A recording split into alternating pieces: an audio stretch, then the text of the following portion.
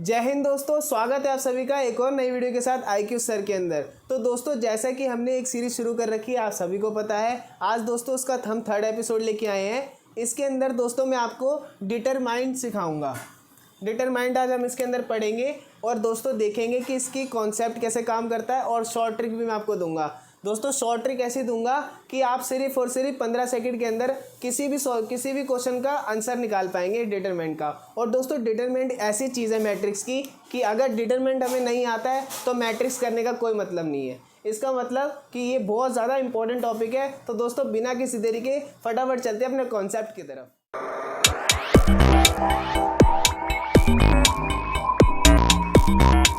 तो चलो दोस्तों देख लेते हैं इसका कॉन्सेप्ट कैसे काम करता है। दोस्तों एक्चुअली में क्या है कि भाई डिटरमिनेंट जो हमारा है ना, वो हमारा इस तरीके से शो होता है। इस तरीके से हमें 2 डंडियाँ दिखानी पड़ती हैं। मैट्रिक्स में क्या होता था, मैट्रिक्स में हम ऐसे ब्लॉक सा बनाते थे। इसके अंदर हम ये ब्लॉक हटा के सिर्फ 2 डंडियाँ बना देते हैं, राइट। तो दोस्तों इस तरीके से इसका जो हमारा सिंबल है वो बनता है, ठीक है। अब ये कैसे काम करता है वो देख लेते हैं। तो दोस्तों देखो, हमें 2 कंडीशन इसके अंदर दी होती है, ठीक है। फर्स्ट कंडीशन हमारे पास क्या है कि भाई जो डिटरमिनेंट है हमारा वो हमेशा हमेशा हमेशा स्क्वायर मैट्रिक्स के लिए ही निकलेगा, चाहे कुछ भी हो जाए, ठीक है दोस्तों। तो दोस्तों सबसे पहली चीज़ तो ये स्क्वायर मैट्रिक्स के लिए निकलता है, ठीक। अब दोस्तों दूसरी चीज़ क्या है, दूसरी चीज़ मान लो दोस्तों, अगर मेरे पास 2x2 की मैट्रिक्स है, 2x2 की मैट्रिक्स है, तो हम क्या करेंगे कि भाई इसका जो फॉर्मूला होता है वो कैसे काम करता है कि भाई हम सबसे पहले तो करेंगे A11 मल्टीप्लाई A22 माइनस करेंगे A12 मल्टीप्लाई ऑफ A21। क्या मतलब दोस्तों देखो मैं बताता हूँ। जैसे कि यहाँ पे मेरे पास एक मैंने मैट्रिक्स ले रहा हूँ, ठीक है, 1 2 3 4, ठीक है। अब इसका मेरे को डिटरमाइंड निकालना है, तो मैं कैसे निकालूंगा। ये हमारा A11 एलिमेंट होता है, सबको पता है। अगर दोस्तों आपने पिछली वीडियो नहीं देखी है मैट्रिक्स की तो आप ज़रूर देखिएगा, तो आपको ये चीज़ और अच्छे से समझ आएगी कि मैं क्या कर रहा हूँ, राइट दोस्तों। फिर भी दोस्तों मैं आपको बताता हूँ, ये हमारा जो एलिमेंट है ये सारे हमारे एलिमेंट होते हैं। ये हमारा A11 है, ये A12 है, ऐसे ये A21 है, ये A22 है, ठीक है। ये हमारा रो होता है और ये हमारा कॉलम होता है, ठीक है। तो दोस्तों हम इसको किस तरह सॉल्व करेंगे इसके हिसाब से, तो देखो A11 क्या है हमारे पास 1 है, ठीक। A22 क्या है हमारे पास 4 है, तो मल्टीप्लाई 4 कर देंगे, माइनस लिख देंगे, ठीक है। अब क्या करेंगे, A12 है तो A12 हमारे पास 3 है तो 3 लिख देंगे, और A21 हमारे पास 2 है तो मल्टीप्लाई 2 कर देंगे और इसको ब्रैकेट में कर देंगे, बस ख़त्म। अब जैसे इसको सॉल्व करेंगे तो ये 4 आ जाएगा, माइनस हमारे पास 6 हो जाएगा, तो हमारा -2 आंसर आ जाएगा इसका। ये जो -2 निकला है वो इस 2x2 मैट्रिक्स का हमारे पास आंसर आ गया, डिटरमाइंड आ गया, ठीक है। अब दोस्तों ये तो हमारा 2x2 के लिए था। अब मैं आपको 3x3 के दिखाऊंगा। उसको तो इस तरीके से सॉल्व करने जाएंगे तो बहुत टाइम लग जाएगा हमको, समझ रहे हो, तो समझ रहे हो ना।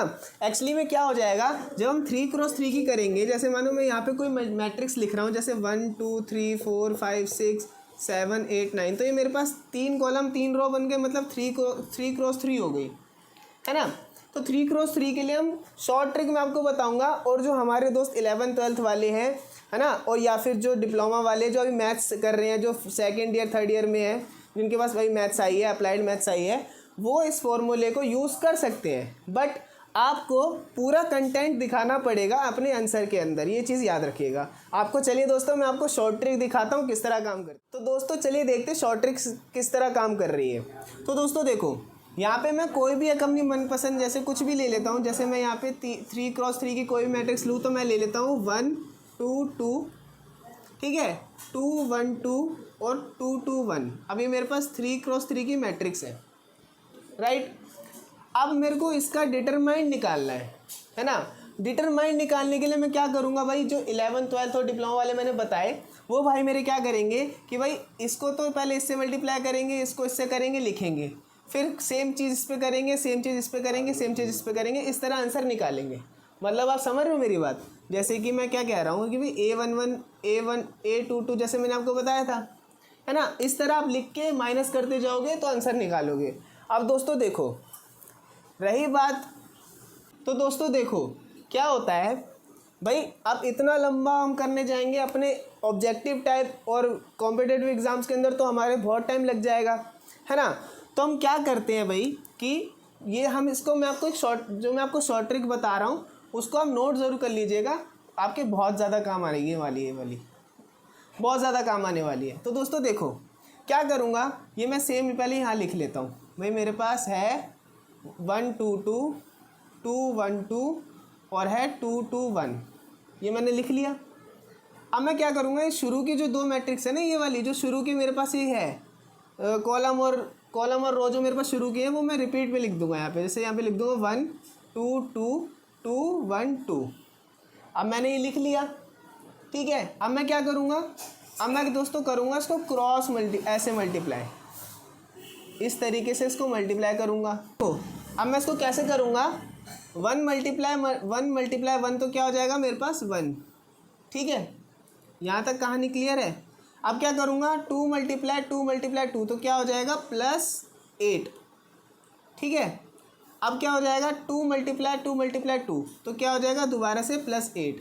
यार ये मार्कर सही से नहीं चल रहा है, इसको दोबारा, तो 1 + 8 हो जाएगा मेरे पास, ठीक है। तो मैं क्या करूँगा, अब मैं क्या करूँगा यहाँ पे करूँगा माइनस, ठीक। अब क्या करूँगा, अब मैं जाऊँगा नीचे से ऊपर। पहले मैं क्या करा, ऊपर से नीचे, जो 3 के 3 पेयर बन रहे थे उनको ऊपर से नीचे गया। अब मैं क्या करूँगा, नीचे से ऊपर जाऊँगा। अब मैं जाऊँगा इस तरीके से, है ना। तो क्या कर लूँगा, 2 मल्टीप्लाई 1 मल्टीप्लाई 2 तो क्या हो जाएगा 4, है ना। अब दोस्तों देखो इसी के बाद 2 मल्टीप्लाई 1 तो क्या हो जाएगा +4, है ना। इसी तरीके से 1 मल्टीप्लाई 2 तो फिर से हो जाएगा 4, ख़त्म। बस अब इसको सॉल्व कर लो, आंसर आ जाएगा, सिंपल है। अब दोस्तों देखो यहाँ पे क्या हो जाएगा मेरा 17, है ना, माइनस का माइनस, 4 + 4 + 4 हो जाएगा मेरे पास 12, तो आंसर आ जाएगा 5। इसका मतलब ये जो मेरी मैट्रिक्स थी, ये जो मेरी 3x3 की मैट्रिक्स थी, उसका हमारा डिटरमिनेंट आया है 5। अब दोस्तों देखो मैंने आपको ये करके दिखाया, है ना, मैं समझा रहा था, मैं बता रहा था, तो मेरे को थोड़ा टाइम लगा, है ना। अगर आप इस चीज़ की प्रैक्टिस कर लोगे ना दोस्तों, तो मैं गारंटीड कह सकता हूँ आप इसका 15 सेकंड के अंदर आराम से आंसर निकाल पाएंगे, ठीक है दोस्तों। तो दोस्तों इस तरीके से हम अपना टाइम बहुत अच्छी तरीके से बचा सकते हैं डिटरमाइन के लिए। अब दोस्तों देखो अभी तक तो हमने बात करी थी कि भाई सिर्फ डिटरमाइन के लिए, है ना। अब दोस्तों मैं आपको एक क्वेश्चन भी दे रहा हूँ, ये रहा क्वेश्चन, ठीक है। तो इस क्वेश्चन को आप सॉल्व करके मेरे को आंसर ज़रूर बताइएगा। और रही बात दोस्तों हमारी नेक्स्ट वीडियो की, तो उसके अंदर हम दोस्तों बात करेंगे इसके इन्वर्स कैसे निकालते हैं।